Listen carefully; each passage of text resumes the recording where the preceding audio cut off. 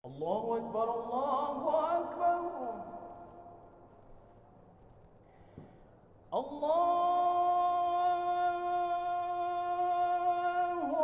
بسم الله الرحمن الرحيم. السلام عليكم ورحمة الله وبركاته. Alhamdulillah, salatu wassalamu ala rasulillah wa ala alihi wa sahbihi wa mawalah. La hawla wa la quwwata illa billah. Allahumma la ilma lana illa ma 'allamtana innaka antal alimul hakim wa tub alaina innaka antat tawwabur rahim. Rabbi ishrah li sadri wa yassir li amri wahlul 'uqdatam min lisani yafqahu qawli. Alhamdulillah, segala puji bagi Allah Subhanahu wa taala. Kembali Allah izinkan kita pada subuh ini melakukan salat subuh berjamaah di masjid yang mulia ini. Tentunya kita terus berdoa dan memperkuat amal. Semoga semua amal ibadah yang kita lakukan diterima di sisi Allah Subhanahu wa taala. Umur kita diberikan umur yang barokah, panjang umurnya, banyak amal solehnya, dan kita perkuat dengan amal soleh. Mudah-mudahan ketika kita meninggal dunia, kita meninggal dalam husnul khatimah. Amin ya rabbal alamin. Salawat dan salam kita sajikan ke kawan-kawan junjungan kita, baginda Nabi besar Muhammad sallallahu alaihi wasallam, Rasul yang menjadi uswah dan qudwah bagi kita semua. Kaum muslimin sidang jamaah salat subuh yang dimuliakan oleh Allah Subhanahu wa taala. Pada subuh ini dan subuh-subuh berikutnya, saya insyaallah akan membahas dan kita belajar bersama untuk menjadi orang tua dan khususnya menjadi seorang ayah yang hebat. Kenapa materi ini kemudian menjadi penting untuk saya angkat? Karena di beberapa pertemuan sebelumnya, di beberapa kajian juga saya mengangkat hal ini karena ada kondisi realitas yang hari ini terjadi di tengah masyarakat kita, dan itu kemudian diangkat di Harian Serambi Indonesia tanggal 12 Oktober. Laporan eksklusif pernikahan yang terkoyak dengan homoseksual. Di sini ada beberapa judul yang kemudian mengiris hati kita, mengungkap realitas LGBT di Banda Aceh. Yang kedua, HIV/AIDS meningkat didominasi seks sesama lelaki. Itu di headline. Kemudian yang ketiga judulnya, jika ingin memeriksa saya, periksa dulu bapak-bapak ini.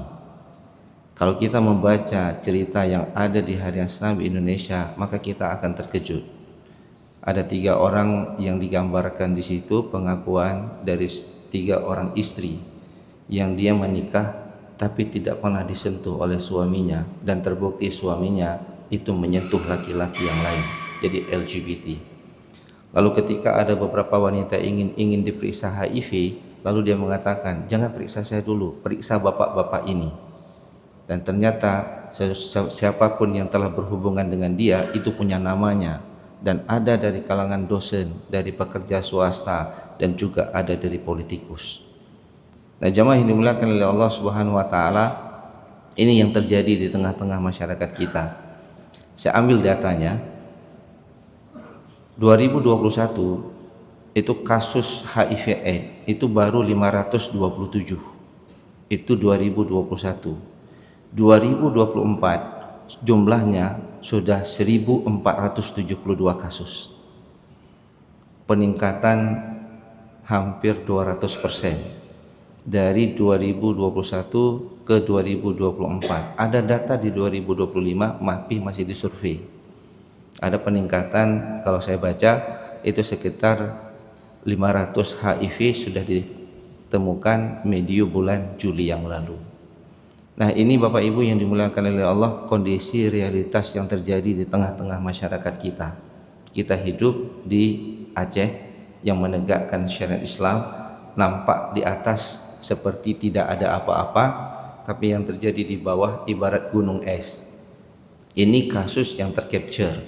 Belum lagi kemudian kita lihat kondisi masyarakat di sekitar kita, khusus anak-anak kita. Banyak anak-anak kita yang tidak tidur malam.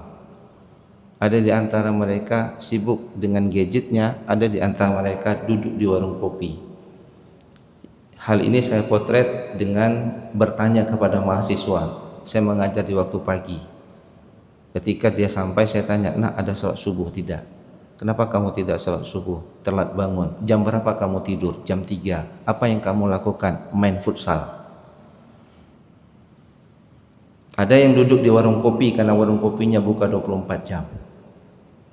Belum lagi yang kemudian anak-anak yang dia tidak tidur malam, dia scroll gadgetnya. Belum lagi kemudian anak-anak yang terlibat dengan judi online.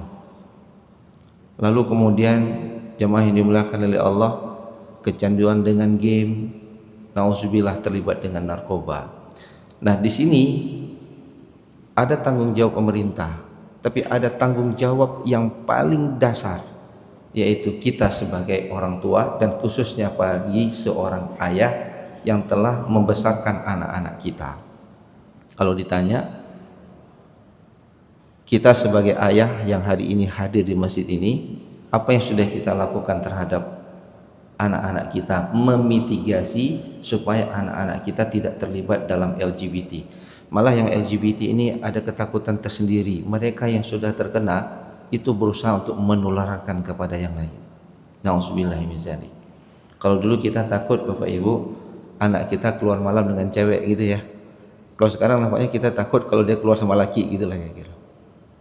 Dia bilang itu temannya, tapi temannya bukan hanya sebagai teman, tapi lebih jauh dibandingkan itu. Maka jemaah yang dimuliakan oleh Allah Subhanahu wa taala, saya teringat kepada apa yang diungkapkan oleh Syekh Mutawalli Sya'rawi ketika dia bicara tentang rezeki, dan ini sering kita ulang dalam kajian kita, bahwa al-mal huwa adna darajatul rizqi.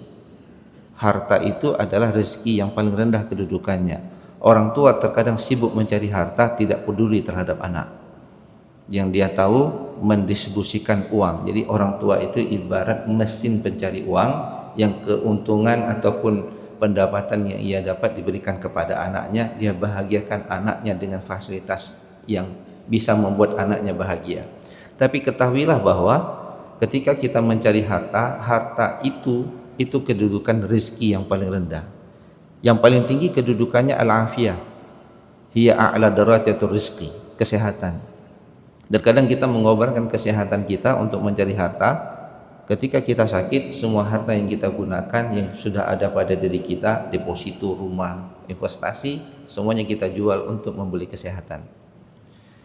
Salahul abna, anak-anak yang soleh, huwa afdalur rizki, kata Mutawalli Sya'rawi. Anak-anak yang soleh itulah rezeki yang paling afdal. Coba Bapak Ibu bayangkan, Bapak sudah bekerja, buat rumah, lalu kemudian ninggalin warisan. Ternyata anak yang kita tinggalkan itu tidak sesuai dengan apa yang kita harapkan. Ketika kita meninggal dunia, malah dia tidak berani untuk menyalatkan ayahnya. Pernah nggak kita bayangkan anak-anak yang kita besarkan hari ini, ketika kita meninggal dunia, dia akan datang kepada Pak Imam, Pak Kesi, tolong jangan mandikan ayah saya, biar saya yang mandikan. Wahai Pak Imam, jadikan saya sebagai imam untuk ayah saya. Itu doa terbaik. Pernah nggak kita meng-create anak supaya kemudian menjadi anak yang seperti ini? Nah, jamaah yang dimuliakan oleh Allah Subhanahu wa taala, dengan kondisi lingkungan kita hari ini, maka ada tantangan yang sangat berat bagi kita sebagai seorang ayah. Maka insya Allah saya akan melakukan kajian beberapa pertemuan bagaimana kita sama-sama belajar. Saya juga seorang ayah yang sedang membesarkan anak-anak, untuk menjadikan anak-anak kita itu anak-anak yang hebat, untuk menjadikan anak-anak kita yang membanggakan, bukan karena keilmuannya, bukan karena hartanya, tapi karena kesolihan pada dirinya, yang itu kemudian mengangkat derajat kita ketika kita meninggal dunia. Bukankah Rasulullah SAW mengatakan, idza mata ibnu Adam inqata amalu illa min salas. Apabila kita meninggal dunia, terputus semua amal soleh kecuali 3. Waladun solihun yad'ulah, anak yang mendoakan kita. Bisakah kita pastikan anak-anak yang akan kita tinggalkan nanti menjadi anak-anak yang akan membanggakan kita di hadapan Allah Subhanahu wa taala, karena kesolihannya, karena keilmuannya, kemudian juga karena mungkin harta yang Allah titipkan kepada dia itu kemudian dia sumbangkan, dia wakafkan atas nama orang tuanya. Di tangan saya ada satu buku jamaah yang dimuliakan oleh Allah, Hiwar al-Aba ma'abna fil Qur'anil Karim wa tatbiqatu at-tarbiyah. Dialog orang tua dan anak dalam Al-Quran, dan buku ini sudah diterjemahkan, disertasi S2 di S3 di Ummul Qura. Saya kutip dari buku ini, ada 4 dialog di dalam Al-Quran. Ini sebagai muqaddimah. Nanti insya Allah kita akan lanjutkan di pertemuan berikutnya bagaimana kemudian menjadi seorang ayah yang baik. Di dalam Al-Quran ada 17 ayat Al-Quran yang berbicara tentang dialog. 14 dialog antara ayah dan anak. Ini dulu pernah sudah kita bahas di sini. 2 dialog antara ibu dengan anak, 1 dialog tanpa menyebutkan ayah dan ibu. Dia mengatakan, Dr. Sarah ini mengatakan, ini membuktikan bahwa yang berhiwar, yang berdialog dengan anak, yang mengevaluasi anak itu ayah, bukan ibu. Terkadang ketika kita ada masalah dengan anak ataupun ada yang tidak menyenangkan bagi kita seorang ayah terhadap anak, kita minta ibu kan untuk bicara. Cobalah ibu bicara sama anak kita. Tapi nggak pernah tergerak kita sebagai seorang ayah yang akan memanggil anak kita, nak kesini nak, sambil makankah, sambil jalankah, sambil duduk-dudukkah, lalu kita berdialog. Jangan sampai sebagaimana kisah pada masa Rasulullah SAW, seorang sahabat yang ketika dia melihat Rasulullah SAW itu bermain dengan Hasan dan Husain, maka kemudian sahabat ini bertanya, ya Rasulullah, engkau mencium Hasan dan Husain sedangkan aku tidak pernah mencium anak-anakku. Maka kemudian namanya Aqra bin Habis. Lalu kemudian Rasulullah bertanya, wahai Aqra, apa yang engkau lakukan dengan anak-anakmu? Dia mengatakan, ya Rasulullah, aku sangat jarang mencium anakku. Maka Rasulullah mengatakan, ma la yarham la yurham. Barang siapa yang tidak bisa mencintai, menyayangi, maka dia tidak akan dicintai. Saya kadang-kadang teringat begini, Bapak Ibu yang dimuliakan oleh Allah. Kadang-kadang kita menyatakan kamu durhaka nak. Pertanyaan sederhana, siapa yang membuat anak kita durhaka? Ada nggak kontribusi orang tua? Takutnya anak kita durhaka karena kita tidak pernah mendidiknya secara penuh kasih sayang dan penuh cinta. Yang hari ini banyak adalah mungkin anak yang durhaka kepada ayah, yang durhaka kepada anak. Banyak anak-anak yatim hari ini ayahnya masih hidup. Kenapa? Karena dia tidak pernah berjumpa dengan ayahnya, dia tidak pernah mendapatkan kasih sayang dari ayahnya, tidak pernah dia peluk anaknya. Kita evaluasi, dalam satu hari kita ada meluk anak enggak? Walaupun anak kita sudah besar. Ketika kita peluk, dia tenang enggak dengan ayahnya? Ataupun dia takut sama ayahnya? Aqra bin Habis ini pada masa Umar bin Khattab, itu kembali dia melihat Umar bin Khattab main kuda-kudaan. Itu Khalifah Umar bin Khattab itu seorang khalifah. Dia dengan anaknya bermain, naik kuda-kudaan. Coba, kadang-kadang kita baru punya jabatan, nggak sempat lagi ngurusin anak, nggak sempat lagi ngantar anak disuruh sama supir, gitulah kira-kira. Nanti supir yang ngajarin anak kita, bukan kita yang ngajarin anak kita. Nilainya turun dari orang lain, bukan dari orang tuanya, bukan dari ayahnya. Lalu Umar bertanya, Aqra, kalau kamu bagaimana? Si Aqra mengatakan, ya Umar, kalau aku pulang, anakku yang sedang tidur itu dia akan bangun. Ya Kiai. Kalau dia sedang main, maka dia akan berhenti mainnya. Kalau dia sedang nangis, maka dia akan diam. Takut dia kalau dia tetap nangis, dosisnya ditambah sama ayahnya, ditambah pukulan lagi. Lalu Umar bin Khattab mengatakan kepada Aqra, karena pada waktu itu Aqra itu memimpin sebagai salah seorang yang berada dalam pemerintahan Umar bin Khattab, maka Umar bin Khattab mengatakan kepada Aqra, hari ini aku pensiunkan kamu, aku berhentikan kamu dari jabatanmu. Dia protes, kenapa wahai Umar? Umar mengatakan, kalau kamu tidak bisa menyayangi anak-anakmu, bagaimana engkau akan menyayangi masyarakatku? Jadi alat ukur sederhana seorang pemimpin, dia mampu mengelola keluarganya. Kalau keluarganya aja nggak mampu dan broken home, bagaimana dia kelola masyarakat? Maka Rasulullah mengatakan, aku adalah sebaik-baik laki-laki terhadap istri dan anak-anak. Maka jemaah yang dimuliakan oleh Allah Subhanahu wa taala, jadi saya ingin menegaskan bahwa dialog kedekatan ayah kepada seorang anak itu akan menentukan masa depan anak. Malah Rasulullah dalam riwayat kita dapatkan itu sedang bermain kuda-kudaan sama Hasan dan Husain. Tiba-tiba Hasan Husain itu pipis di atas badan beliau. Fatimah datang ingin merebut. Kenapa? Kencing di atas badannya Rasulullah. Lalu Rasulullah mengatakan, wahai Fatimah, biarkan dia menyelesaikan hajatnya. Saya kadang-kadang kalau cerita seperti ini bisa menangis. Kadang-kadang kita punya kesalahan dengan anak kita. Kita pergi sholat ingin tidak masbuk kan? Kalau bawa anak jadi susah, telat kita. Akhirnya anak kita tinggalin di rumah. Kita tidak mau membersamai anak-anak kita. Datang ke sini, pas sampai ke sini udah wudhu, belum wudhu, mau pipis, udah telat 1 rakaat, sehingga kita terasa, oh mana merumpok tepat waktu semayang. Gara-gara anu, kita tinggalkan anak kita, selesai. Rasulullah mengatakan kepada Fatimah, wahai Fatimah, biarkan dia selesaikan hajatnya dulu, biar dia pipis dulu.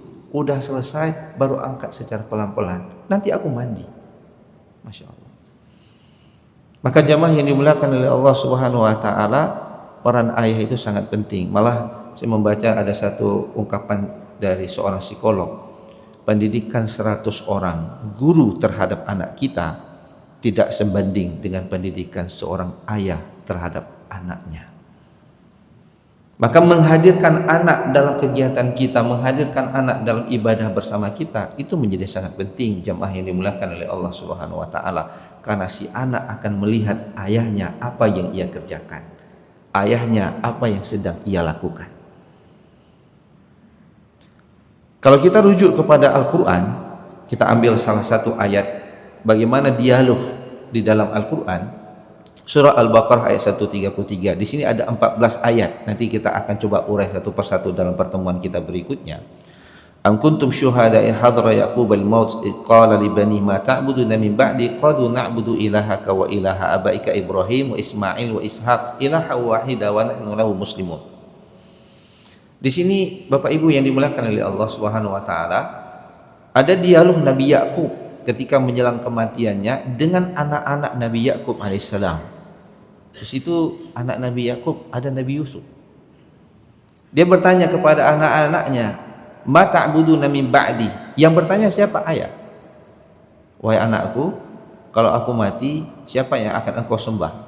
Pernah tak kita bertanya kepada anak kita, kira-kira kalau kita meninggal dunia, anak kita tetap soleh ataupun tidak? Kalau anak kita sholat hari ini, sholat karena ayahnya takut, karena ketakutan sama ayahnya, atau memang karena kesadaran dia melihat ayahnya. Dan yang menariknya, jawaban anak-anaknya, qalu na'budu ilahaka wa ilaha abaika Ibrahim wa Ismail wa Ishaq. Mereka tidak menjawab, kami akan menyembah Allah. Tidak. Jawaban mereka, qalu na'budu ilahaka, kami akan menyembah Tuhan yang ayah sembah. Kalau ayah sembah harta, kami sembah harta. Kalau ayah nggak pernah ke masjid, kami nggak pernah ke masjid. Tapi kalau ayah sembah Allah, kami sembah Allah. Kalau ayah datang ke masjid, kami akan datang ke masjid. Kami akan melanjutkan apa yang ayah lakukan. Dan itu dilihat dengan mata kepala mereka, dirasakan oleh perasaan mereka. Karena ayahnya menjadi uswah dan qudwah bagi anak-anaknya.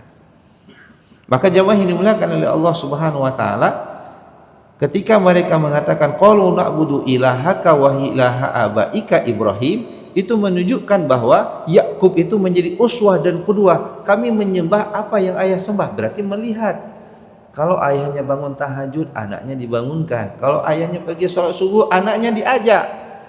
Selamat Bapak Ibu yang membawa anak-anaknya dalam sholat. Saya sering memantau dan sering mengingatkan dalam banyak subuh. Ada subuh keliling hari Jumat, ada hari Sabtu, ada hari Ahad. Masya Allah, masjid penuh. Tapi coba lihat, ada nggak yang muda di situ? Ada nggak anak-anak? Nggak ada.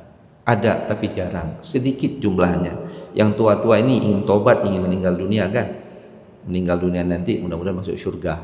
Jadi di akhir kehidupan kita menjadi orang-orang yang soleh. Padahal ada permata yang sangat mahal, yaitu meninggalkan warisan, bukan harta.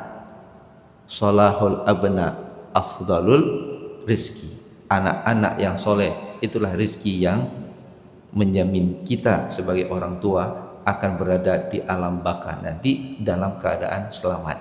Kenapa? Karena doa anak-anak kita yang akan terus didoakan kepada kedua orang tuanya. Bagaimana menggaransi pasca kematian kita, anak-anak kita akan membanggakan kita di hadapan Allah Subhanahu wa taala. Maka Bapak Ibu yang dimuliakan oleh Allah Subhanahu wa taala, tanggung jawab ayah menjadi sangat penting untuk memitigasi resiko terhadap kondisi lingkungan sosial yang tidak bisa menjamin anak kita selamat. Kadang-kadang karena anak saya juga sedang kuliah di luar, mikir anak saya sekarang lagi ngapain ya. Kalau malam dia buka misalnya konten-konten yang tidak baik, bagaimana? Apakah dia terbayang sama ayahnya? Nanti kalau kita lihat cerita Nabi Yakub dengan Nabi Yusuf, ketika Nabi Yusuf itu diajak sama Zulaikha untuk melakukan maksiat, itu kan ayatnya Nabi Yusuf alaihissalam, laula arra'a burhana rabbi, beliau itu melihat burhan. Dalam tafsir yang dilihat oleh Nabi Yusuf alaihissalam itu ada dua. Satu peringatan langsung dari Allah, beliau melihat ada malaikat yang mengatakan jangan dekati Zulaikha. Tapi ayat yang lain, tafsir yang lain mengatakan yang dia lihat itu adalah gambaran ayahnya. Kalau bahasa sederhana, nak jangan buat itu nak, kalau kamu buat itu ayah malu. Kira-kira anak kita ada gak perasaan ini? Kalau saya buat ini, gimana ya ayah saya nanti dicaci maki gak sama orang? Atau dia akan mengatakan tak pubut aja ya pihani peduli kita nyo. Bah mana? Nauzubillah min dzalik. Kita kerjakan terus, ayah pun gak peduli sama kita. Apa jadilah kujik. Jadi jemaah yang dimuliakan oleh Allah Subhanahu wa taala.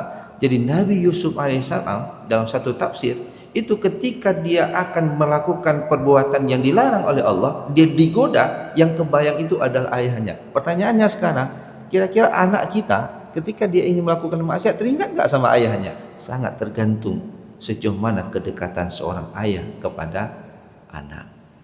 Maka jemaah yang dimuliakan oleh Allah Subhanahu wa taala, ayah itu di samping anak merupakan amanah, ayah juga adalah qawwam, pemimpin di dalam keluarga. Seorang pemimpin itu harus kemudian menjadi kedua. Nah, insyaallah jemaah yang dimuliakan oleh Allah Subhanahu wa taala, kita akan bahas pada pertemuan berikutnya. Saya akan membahas ini secara runtut dari pertemuan Rabu ke Rabu. Khusus kita akan bahas tentang bagaimana menjadi ayah yang hebat, dan ini kita sama-sama belajar. Saya juga seorang ayah, Bapak Ibu ada ayah, dan juga anak-anak kita yang muda juga akan menjadi para ayah. Anak-anak Gen Z sekarang ini lebih susah lagi Bapak Ibu. Kalau ada orang tua mengingatkan, misalnya orang tua mengingatkan anak, dia tanya, nak jangan minum kopi lama-lama nak, pulang malam. Dia tanya, apa urusan bapak? Bapak ada kasih uang gak ke saya? Bapak aku aja gak nanya, ngapain bapak tanya? Itu anak Gen Z cara jawab sekarang, apa urusan kita? Yang kedua, mereka kalau ada masalah nanyanya di AI, Pak. Artificial Intelligence. Jawabannya bisa salah. Dan saya pernah mendiskusikan hal ini dengan anak saya karena pengalaman. Dia pakai baju yang ketat, saya tanya, "Kenapa kamu pakai baju seperti itu untuk olahraga?" Jawabannya sederhana. Saya tanya di Artificial Intelligence, itu tidak bermasalah katanya, boleh. Lalu dia tanya contoh baju olahraga yang Islami. Keluarlah baju itu. Jadi bajunya pakai baju legging agak ketat, habis itu celananya celana bonggol, celananya panjang, kemudian celananya celana pendek, bajunya baju ketat. Lalu dia katakan, ini gambar di AI seperti ini, dia tekan baju, keluar. Lalu muncul ustadz-ustadz yang viral olahraganya seperti itu. Coba bayangkan. Itu yang kenapa? Karena yang itu punya blog, punya gambar, dia upload gitu ya. Ketika dicari di internet muncullah gambar yang seperti itu. Sehingga kita harus berdialog. Kalau saya marah pada waktu itu, mungkin dia akan tinggalkan saya. Saya berdialog. Saya angkat dari sudut agama yang bisa kemudian diterima, sudut sosial dan kultur kita sebagai orang Aceh saya angkat. Lalu saya angkat. Nah, ketika kamu akan pakai itu, lihat ayah. Kira-kira orang bilang apa kalau kamu pakai ini kepada ayah? Di situ kemudian dia masuk kamar, langsung dia ganti bajunya. Nah, jamaah yang dimuliakan oleh Allah Subhanahu wa taala, ketika seorang ayah tidak dekat sama anaknya, dia akan pindah mencari yang lain. Termasuk beberapa kasus LGBT yang saya pernah dialog dengan mahasiswa. Saya ungkapkan selalu. Ketika ditanya, "Kenapa kamu jatuh ke dalam jurang ini?" Jawabannya, "Ayahku tidak pernah peduli terhadap kegiatanku. Nak pernah nanya, bapak ibu nanya sama anak, nak apa kabar nak? Apa yang kamu buat hari ini? Apa masalah kamu? Bangun dialog. Tanggung jawab di dalam Al-Quran adalah tanggung jawab ayah. Insya Allah kita akan lanjutkan kajian kita pada pertemuan berikutnya. Mudah-mudahan kita tidak hanya menyalahkan kondisi sosial yang ada, meminta pertanggung jawab sama pemerintah. Ya, pemerintah punya tanggung jawab untuk mengatur hal ini, tapi tanggung jawab yang paling utama memitigasi anak kita tidak jatuh ke dalam jurang LGBT, anak kita tidak jatuh dalam jurang narkoba, anak kita tidak jatuh dalam judi online. Maka mitigasi pertama adalah kehadiran seorang ayah yang mempesona bagi anak-anaknya. Wallahu a'lam bishawab. Hadanallahu wa iyyakum ajmain. Assalamualaikum warahmatullahi wabarakatuh. اللهم صل على سيدنا محمد وعلى آله وصحبه أجمعين. اللهم أعنا على ذكرك وشكرك وحسن عبادتك. ربنا اغفر لنا ذنوبنا ولوالدينا وارحمهم كما ربونا صغارا، ولجميع المسلمين والمسلمات والمؤمنين والمؤمنات الأحياء منهم والأموات برحمتك يا أرحم الراحمين. اللهم انصر إخواننا المسلمين المستضعفين في فلسطين. اللهم انصرهم على أعدائهم. اللهم انصرهم نصرا عزيزا. اللهم أعز الإسلام والمسلمين وأهلك الكفرة والمشركين ودمر أعداءك أعداء الدين واجمع كلمة المسلمين على الحق يا رب العالمين. ربنا آتنا في الدنيا حسنة وفي الآخرة حسنة وقنا عذاب النار. وصلى الله على سيدنا محمد وعلى آله وصحبه وبارك وسلم والحمد لله رب العالمين. الفاتحة. ورحمة الله. أعوذ بالله من الشيطان الرجيم. بسم الله الرحمن الرحيم. الحمد لله رب العالمين الرحمن الرحيم مالك يوم الدين. إياك نعبد وإياك نستعين. اهدنا الصراط المستقيم صراط الذين أنعمت Terima kasih عليهم Gibraltar. غير Gibraltar. المغضوب Terima عليهم kasih.